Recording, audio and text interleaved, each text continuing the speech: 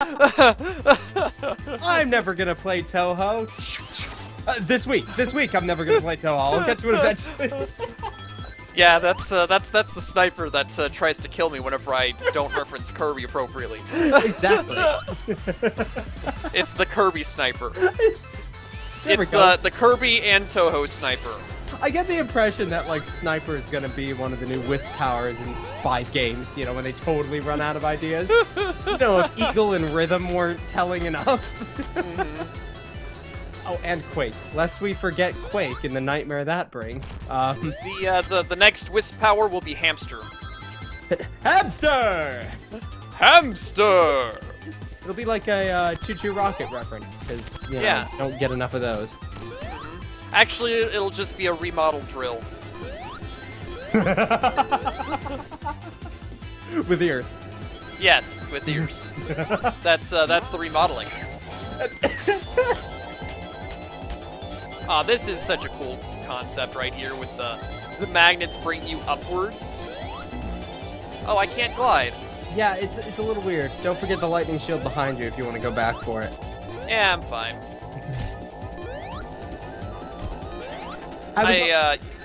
What? Well, no, you go. Okay, I'm just gonna criticize the game for a while. I was a little taken aback because that one spike there essentially prevented me from doing any of the magnet shield shortcuts for a long time because I noticed also you instinctually jump there. I caught that. You do it too. Yep, I do. Because like that. There was such a stupid boost there back in Sonic 3 Knuckles, and it like, you know, because the area looks like a wall normally before you actually walk into it, I got stuck there forever because you have to go through there, and if you don't know that you can walk through that wall, then the boost is going to be launching you backwards all the time. And it's really annoying. That's one of the problems is that, like, you know, nowadays we can just say, well, of course, because we've played these games so often.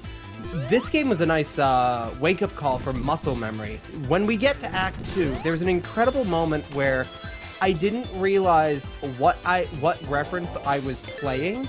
I hope you go the same path I did when I realized this. It wasn't in the actual playthrough I recorded, but on my second playthrough of the game, I was so elated when I got to Wing Fortress reference. But it didn't occur to me that I was playing Wing Fortress until after I had played this section. I was like, I felt the same thing that I felt playing Wing Fortress. It wasn't the way the game looked or the way the game behaved, although those are similar. It was specifically the way a certain section left a sort of impression on me, or it made me feel. That's really ingenious level design and really great, like, homage stuff. So full credit towards the developers. They got that down. I know I was springboarding off a point you made, and now I've completely forgotten what that is. Apologies, but that's okay because we just got through Act 1. There we go. Yeah, Knuckles getting tossed into the trash. So where he belongs. Go out with the trash. This is an interesting idea, and again, just something about this game that I don't know how to feel, because, like, as much as I love this game, I find this a weird way to feel about it. I simultaneously think that this is a more interesting and better designed and more intricate level than the act, well, than all of Flying Battery in 3 and Knuckles, but I'll specifically compare the 2 Act 2s. Having the outdoor segments, having all the different gimmicks, all this, it makes it a far more complex level, a far more interesting level, a far more, in a lot of ways, fun level to play. But I still find myself liking the original more, just on, like, basis of experience. I don't know how to... Blasphemy. I don't know how to describe it. It's a weird feeling because, like, I really like this game, but there's something about the way that this level is designed that I'm like, wow, it's all different. It's not Flying Battery anymore. And for some reason, Flying Battery, the most uninspired linear level in the entirety of Sonic 3, is like some really special sacred place for me that you can't screw with at all. I don't know. I don't get it either. I mean, Flying Battery is one of my favorite levels in the game, and I am very fine with what they've done here. Oh, absolutely. Let me clarify. I don't...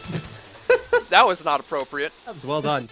I don't want them to change anything. In the same way that, for example, I hate Sandopolis, but I wouldn't want it removed from the game. Austin, it's Sandopolis. Fine, hydrosity, whatever. Hyperocity. There we go.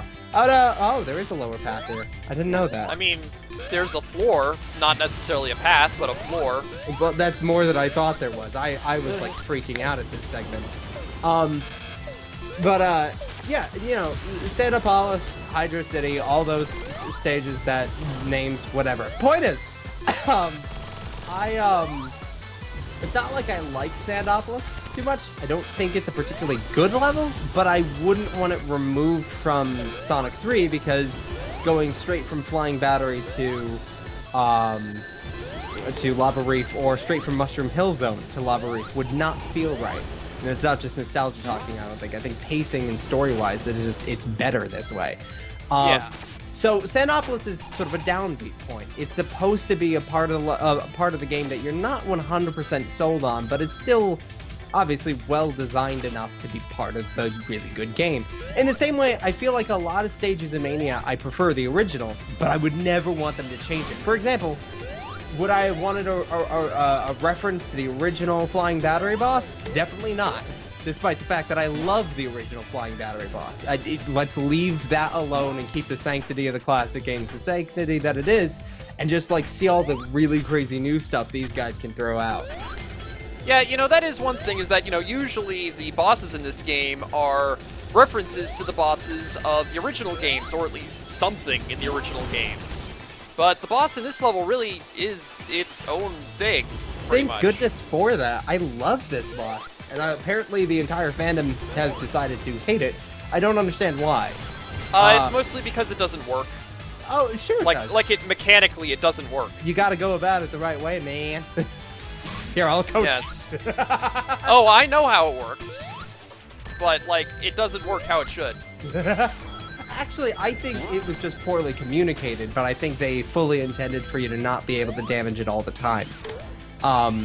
You gotta wait for it to be high enough that when Eggman flings back, he actually hits the spike. So if you follow his physical pattern, every time you hit him, he falls down, and then he climbs back up again and attacks you, and then he goes back down again. So there's a sweet spot where if you hit him when he's just starting to go up, it's really hard to do his knuckles, by the way, that's when you do the best, that's when you have the best chance of doing damage to him. Also, I've never been this pathway before. Oh, cool! Wait, I think this is it. I think you're getting near to that point where it's just like, oh my god, this is totally Wing Fortress. And I mean more than just the clucks and the fact that you're outside, and also the fact that the wings and propellers and all that are basically designed exactly like Wing Fortress, because Flying Battery was entirely a Wing Fortress reference. But there's a very specific platforming bit. No, maybe you passed it already. I don't know. It's so weird and hard to find that I haven't been able to find it again because these levels are just so complex. But I love this section though. How whenever you're running along the bottom of the airship, it's beautiful.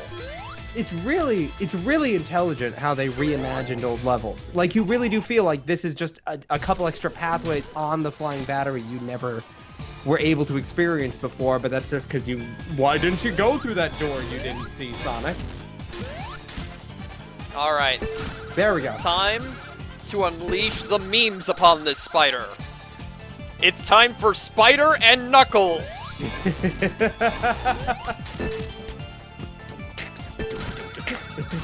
Yeah, that's it. That's what we're doing right now. It's the Spider and Knuckles scene. And I don't think that the spider itself can actually harm you, can it? With like collision damage. Yeah, no. It's honestly, my problem with it is that it's not very practical. Why would Eggman give up the most genius design he ever had, something that stays under the platform and attacks you from underneath, for something that is completely vulnerable and just hangs there? That said, I still love the design of this boss, and I wish every boss in the game was this kind of unique. Actually, this is what they took from CD, as far as like, this is why they think obviously CD is like the best game ever. Is every boss has a unique gimmick and a unique way to experience it that no other boss in the game does, as opposed to just hit it a bunch of times. And Oh, man. Oh, there he goes. He chuckled. I did the chuckle, yeah! I love how, like, you can bring back a meme, and it just sort of just adds to the charm of a game now. Yeah. It's the kind of stuff I wish there was more of. The sign winking at you. And, of course, Sonic & Tails' version of Mirage Saloon. Act 1, how that ends. There's just so many interesting and cute nods to previous games. This is my favorite level in the game. Oh, yeah, it's beautiful. Gorgeous. The idea, just how does one even describe this? The idea for me is so ridiculous that it just plain works. Like, we've gotten a lot of weird environments, but I never thought in a million years it's like, you know, here we are on the Flying Battery, here we are in some random green forest, here we are in Eggman's, quote, propaganda factory. It's beautiful. Eggman's propaganda factory that doubles as an ice level and, like, Japanese garden level. What? It's the actual fake news.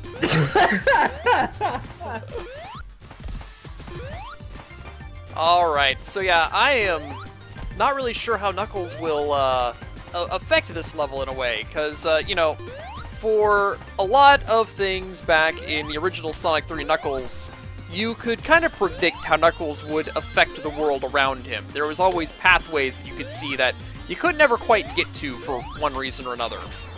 But in this game, it doesn't seem like that's quite the case. For the most part, you know, anytime you can see a place as Sonic or Tails or whoever, you can get to that place, pretty much. You know what I mean? You passed one in Chemical Plant that's a Knuckles-only zone. There's like this like caution tape or something, and Knuckles can break through that, and Sonic and Tails can't. Yeah, I remember that one. But there really isn't much in this game as far as that stuff goes. Essentially, Knuckles' playthrough is Sonic's playthrough, but you're playing as Knuckles, and then there's that opening level that's a little different, and maybe a couple other ditties that are a little bit different. Yeah. It's enough of a difference to say that it carries on the Sonic and Knuckles spirit, but I think this is what I was getting at earlier, before we started recording, is that for me, the strength of Sonic and Knuckles came from just how different Knuckles' path was. It felt like a completely different game that just happened to run off the same physics and use the same graphics. Think what we all expected Episode Metal to be before it came out and wasn't. I never played any version of Sonic 4, so I didn't expect Episode Metal to be anything. Lucky. Anyway, yeah, there's a certain philosophy or mentality that went into Knuckles being different from Sonic. Obviously, a lot of the time, because he was going there after Sonic, things would just be different because they're how Sonic left them. And a lot of other times, you'd get more of the impression that because it's Knuckles, he affects the world in a different way. And obviously, I really respect that. The Marble Garden change was probably my favorite back in the day, just because it's such an interesting idea to go a completely different direction, fight a completely different boss, etc. Oh yeah, I love that part. Oh, it's great. So I'm guessing we don't get anything like that here. I didn't say that. Okay. I will say, there's one that we'll get to that I'm gonna just sort of giggle at because it's one of my favorite moments of the game because of my own personal nostalgia with Sonic. But there's there's what? Oh boy. Oh yeah. Well, I'm sure you'll recognize it too. It's kind of iconic, or whatever. We'll get there. It's only like a zone or two away. Anyway, I guess by comparison, playing most of the game and realizing you're just playing through the Sonic campaign, but with Knuckles and a couple changes. I mean, we opened Green Hill Zone differently already, so I mean, those changes are there. But I don't know. The reason I still say that Sonic 3 is a better game is just because of the sheer amount of ways that Knuckles changed things up. Whereas in this game, you're really just choosing a couple ways to interact with certain segments, and also a couple ways to see a couple different pathways. There's places Tails can go that Sonic can't. Places that Sonic is better equipped to go than Knuckles or Tails, just because of his speed. And obviously Knuckles has his own paths as well, and ways to get around things. There's a weird balance in the logic where, like, I really enjoy playing Knuckles and Sonic 2 because there's so many places where it feels almost like it was like whatever clairvoyant of them to design the game the way they did, because Knuckles has to interact with certain objects and certain things in a very specific way. In Sonic 2, that feels very conscious. Even though obviously they had no way of knowing they were going to play as Knuckles after. Whatever. Point is, I'm pretty sure that it was always planned that Knuckles would be a playable character. In Sonic 2? Oh no, sorry, I thought you were talking about the Sonic 3. Oh no, playing Knuckles in Sonic 2 was always like my favorite thing. Not just because the shields went from blue to white, but just because in general I felt a lot of what made Knuckles so fun to play and how he has to interact with things differently. To play through an entire game that's designed around playing as Sonic, there was something really cool about that. The fact that the final boss of Sonic 2, which was already like ridiculously, obnoxiously hard, just got even harder because Knuckles can't reach it most of the time. That's so cool. Like, that's really intelligent design. Which may be accidental, maybe entirely intentional. So there's that one bit where you can play through a game and Knuckles plays differently enough to Sonic and Tails that, I mean, the game could be exactly the same, except they add in like a spring or two in Emerald Hill, I think, and change how the special stages work, and that's it. Yeah, the reason why I like playing as Knuckles in Sonic 2 is because you don't lose your rings every time you go to a special stage. Yeah, there we go. That is the best change. It was probably either a glitch in Knuckles or Sonic and Knuckles programming because of the way that Sonic and Knuckles is played out. Whatever you want to call it. In Sonic and Knuckles, obviously, going into a bonus stage would maintain your rings. So since the bonus stages are programmed the same way, jump into the rings at the goalpost, they may have just done some weird kerfuffle in this with the programming, so that's like one and the same there, or whatever. You know, Sonic 2 special stages work with the logic of Knuckles. Anyway, I really like that because it's so interesting to me to play through Knuckles in Sonic 2, considering it's the exact same game, but Knuckles plays different enough that it feels different, odd, new, etc. Meanwhile, Sonic and Knuckles, and Sonic 3, of course, give Knuckles enough of a different edge or a different pathway so that playing through certain stages really does feel like a different stage entirely. Which I love. I love that. This game hits an awkward middle ground where, like, as you said, it doesn't feel like there's that many points where Knuckles branches out. We haven't seen any, except that one that you went, I think, left when I went right or something at one point, and that's why you didn't find it. But yeah, if you go the other way, there's like one Knuckles-only pathway. It's good. I love it, but there just isn't that much of that in this game. But when there is, it feels like an anomaly, not a not an intentional bit of design or whatever you want to call it. And again, nothing against the game. I just find the way Sonic 3 did it to be a little stronger. Yeah, definitely. It's kind of unfortunate because, you know, back in Sonic 3 Knuckles, I could never play the game as Sonic or Tails because of, well, Carnival Night Zone. Yeah. So whenever I managed to get a copy of Sonic 3 Knuckles, I was really excited because Knuckles doesn't do the thing in Carnival Night Zone. That's annoying. Absolutely the same way for me. I would play up to Carnival Night all the time because I considered Sonic and Tails going through those stages to be great. So imagine my surprise finding out that Launch Base Zone, the zone that's supposed to be the tensest zone of Sonic 3, is way easier than I thought it was. I always thought it was like the hardest stage in the game. I wonder why. Oh man, it's a mystery. Also, Yomu just died really fast. I'm impressed. That's just what I'm gonna call that character. Now I know their name at this point, but no, they're Yomu. Oh, I gave up on the names a while ago. Gun Guy, Ninja Guy, Triple Trouble Fan, and that one that rides Jimmy the Motorbike. I don't even know his name, I just know the Motorbike's name.